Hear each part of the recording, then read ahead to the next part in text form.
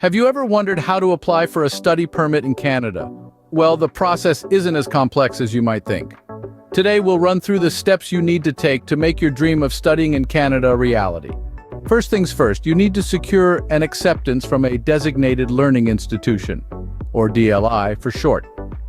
These are educational institutions that the Canadian government has approved to host international students.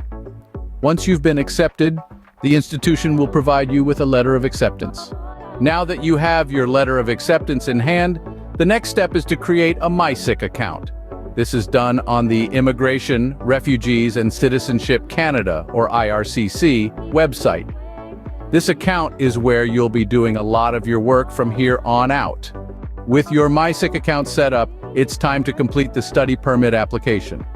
Fill out the application online, making sure to provide accurate information.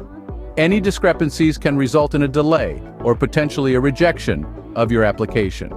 Once your application is complete, you'll need to pay the required application fee. This is typically done online, directly through the MySIC account. Next, you'll likely need to provide biometric information. This typically involves visiting a designated biometrics collection service point where they'll capture your fingerprints and take your photograph. Now you're ready to submit the application. Make sure to include all required documents when you do. After your application has been submitted, all you can do is wait. Processing times can vary, so don't be alarmed if it takes a while.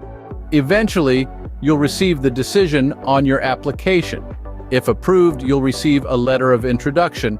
If your application is rejected, you'll be informed of the reasons why. If approved, you may also receive a Canadian Port of Entry, or POE letter. This isn't the study permit itself, but it does allow you to travel to Canada.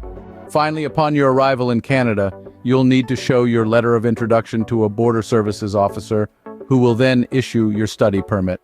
Remember, always check the official IRCC website for the most up-to-date and accurate information. Immigration policies can change, and it's important to stay informed about the latest requirements and procedures.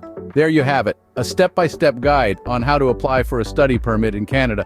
It might seem like a lot, but with a little patience and organization, you'll be well on your way to starting your educational journey in Canada.